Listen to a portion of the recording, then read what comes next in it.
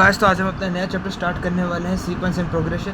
इसकी स्टार्ट हम करेंगे what is a sequence and progression, इसको समझते हुए। So what is a sequence? Sequence का मतलब क्या होता है? मतलब ये होता है मेरे पास, it is an arrangement of number with any pattern. किसी भी पैटर्न के हिसाब से आपको कोई भी नंबर्स का एक मतलब कलेक्शन दे दिया जाएगा। जैसे मैं आपको बताऊँ, सीक्वेंस ऑफ प्राइम नंबर।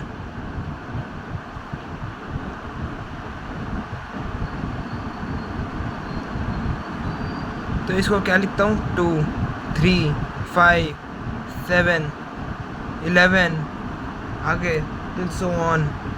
तो इसके अंदर आप एक्चुअली जो अगला टर्म आने वाला है उसको एक्यूरेटली प्रेडिक्ट कर नहीं सकते, एक्यूरेटली आप बता नहीं सकते। जैसे मैं आपको ले जाऊँगा 1023। अब इसके अगला वाला बताओ आप, तो प्रॉब्लम क्या है? 24, 1025, 1026, 1027 सबको चेक करना, फिर 1027 को चेक करना। तो एक्चुअली आप प्रेडिक्ट कर नहीं सकते कि अगला टर्म कौन सा मेरे पास प्राइम नंबर होगा, आपको चेक करना पड़ेगा। तो सीक्वेंस बेसिकली मेरे पास एक अरेंजमेंट होता है, लेकिन it is not predictable, non predictable. इसका आप किसी तरीके से प्रेडिक्ट कर नहीं सकते, बस ये चीज़ होती है सीक्वेंस के अंदर। अब हम बात करें what is a progression. Sequence तो मैंने आपको बता दिया है, अब हम बात करते हैं what is a progression.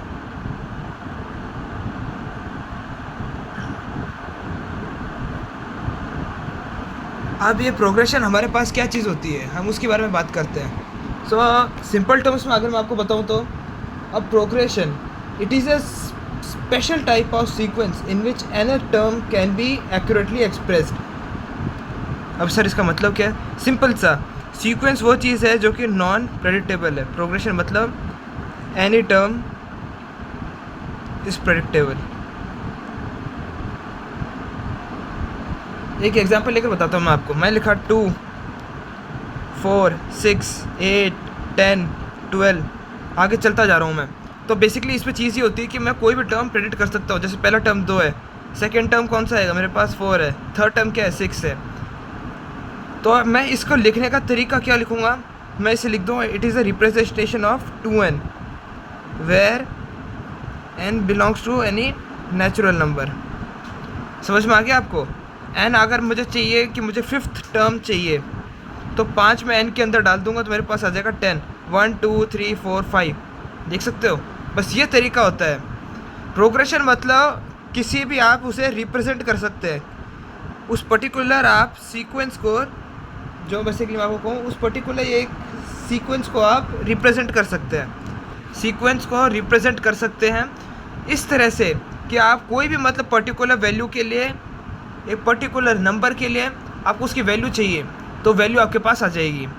So what we call this thing? We call this thing progression.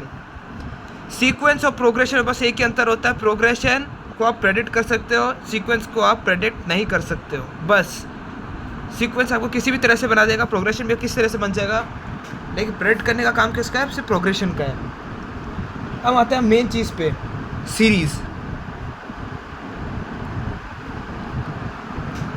ठीक है, अब अगर मेरे पास किसी भी सीक्वेंस के अंदर, याद रखना क्या टर्म है?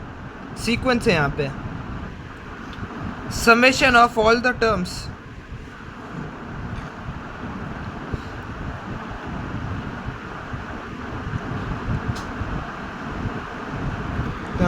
Is a series. और ये टर्म्स किसके होने चाहिए? ये टर्म्स होने चाहिए एक सीक्वेंस के। उम्मीद करता हूँ ये चीज़ आपको समझ में आ गई हो कि अगर सारे एक सीक्वेंस के सारे टर्म्स का हम सम करते हैं तो उसे हम एक सीरीज़ कहते हैं। ठीक है, जैसे एग्जांपल लूँ मैं, आपको बता 2, 4, 6 से 10, आपको जैसे मैं आपको दिखा रहा था ये थोड़ी देर पहले। तो फिर इसका जैसे एक सीरीज़ बनाऊँ इसकी, तो 2 + 4 + 6 + 8 + 10, ये मेरे पास क्या है? एक सीरीज़ है।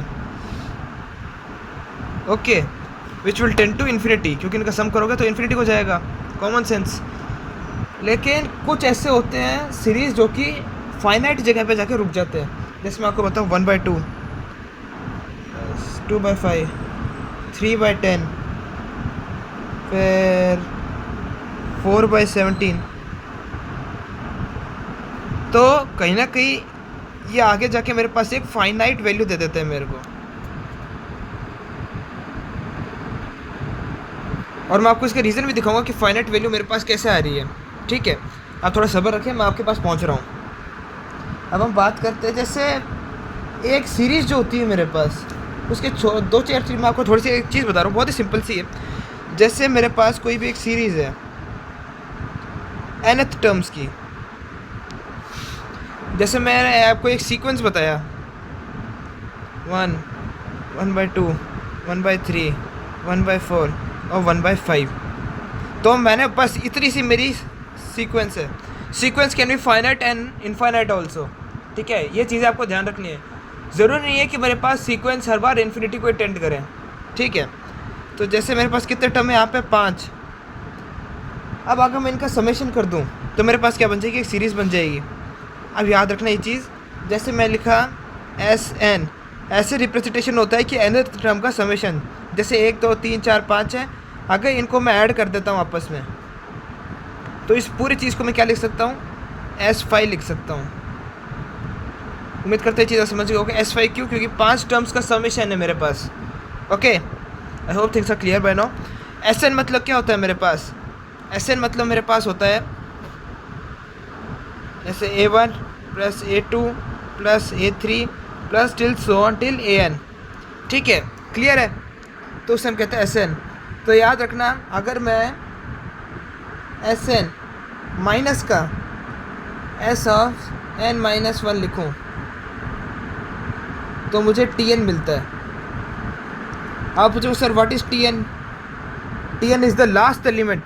जैसे मेरे पास ये T1 होता है, T2 होता है, ये T3 होता है, तो कौन सा वाला एलिमेंट है, first element, second, third, fourth. तो जैसे मेरे 5 की ये सीरीज़ थी पहले, अगर मैं SN- लिखूँ तो S4, तो मेरे पास 4 की सीरीज़ बन जाएगी बस। ठीक है गाइस, मेरे पास फिर 4 की सीरीज़ बन जाएगी। तो अगर मैं S5 माइनस S4 करूँगा, तो एक तो इस 5 को अगर मैं स्टार्टिंग 4 से अगर माइनस करूँगा, मेरे पास क्या बचेगा, 1/5 बचेगा, क्योंकि मेरे पास 5वां टर्म है 1 2 3 4 5। तो सिंपल सा होता है कि आप nth टर्म वाली सीरीज़ को अगर किसी n-1 टर्म वाली सीरीज़ से माइनस करेंगे तो मेरे पास TN आ जाता है।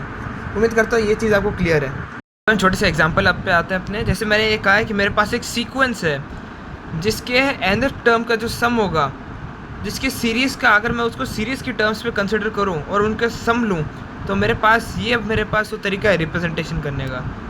जैसे अगर मैं आपको एक एग्जांपल देकर बताता हूं पहले स्टार्टिंग में, अगर आपको चीज़ समझ में नहीं आ रही तो मैंने लिखा समेशन के अंदर 1 + 3 प्लस, या फिर ये भी नहीं लिखता हूँ, मैं लिखता हूँ 1 + 2 + 3 + 4, ये करता हूँ। तो इसको रिप्रेजेंट करने से और आगे चलता है तो n इंटू, कैसे लिखता हूँ मैं इनको, मैं लिखता हूँ n इंटू n + 1/2।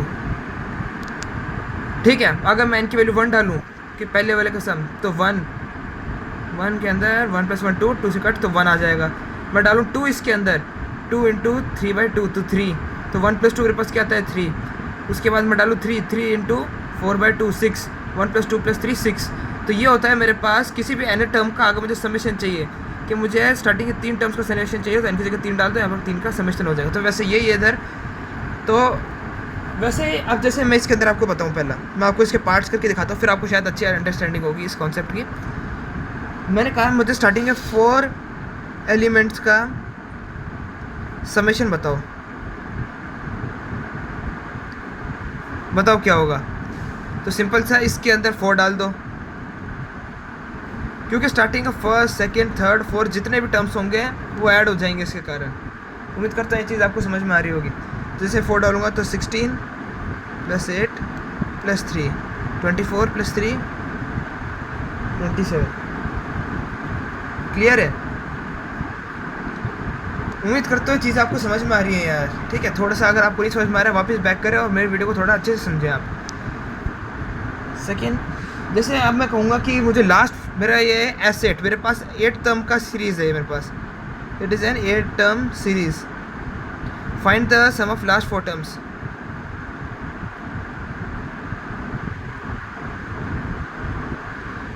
आखिरी 4 टर्म्स का सम बताओ। तो क्या करूँगा, इसके अंदर मैं क्या करूँगा, S8 - S4 लिख सकता हूँ।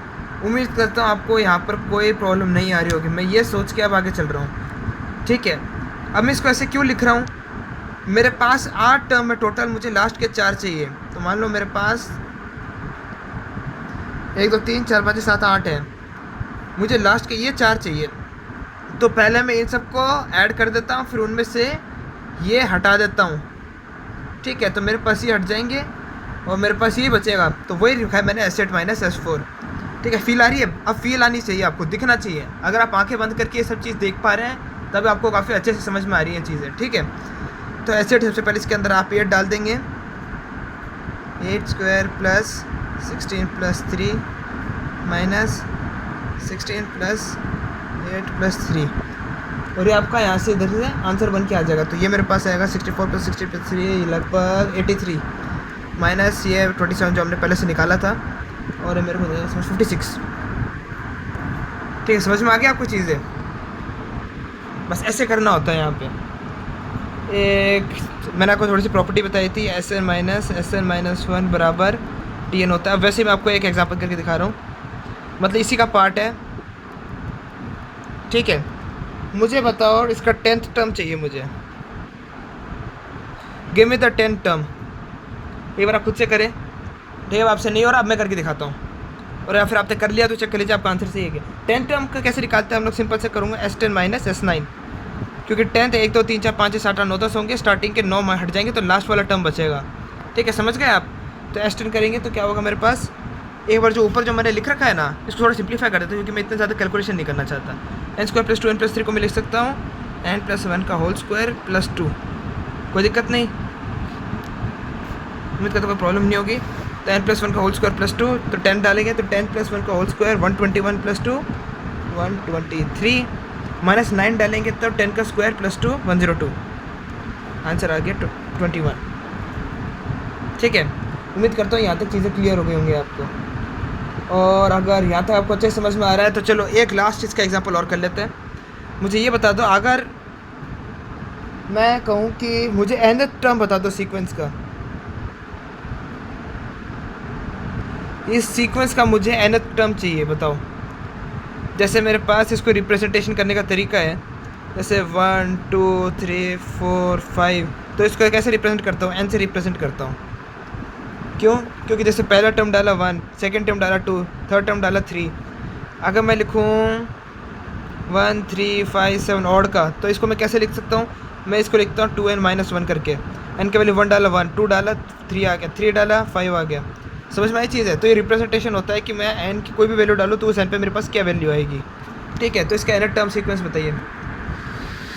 ठीक है, अब मैं ट्राई कर रहा हूँ, अगर आपका हो भी गया तो चेक कर लीजिए आपका आंसर सही है क्या।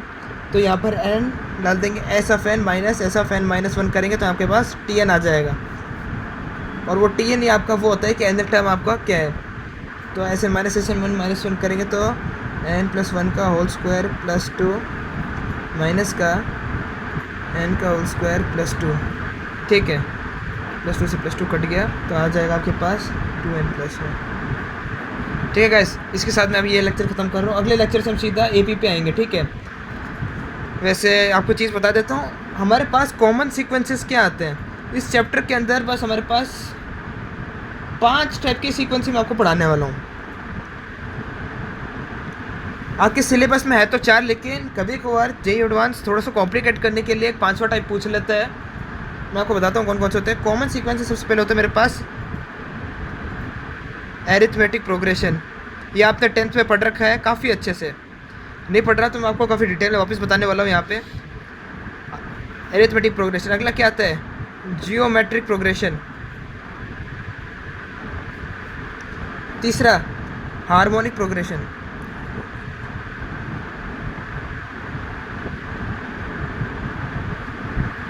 ठीक है, एक आएगा AGP, और 5वां जो मैं आपको बता रहा हूँ वो रहेंगे कुछ मिसलेनियस क्वेश्चंस। ठीक है,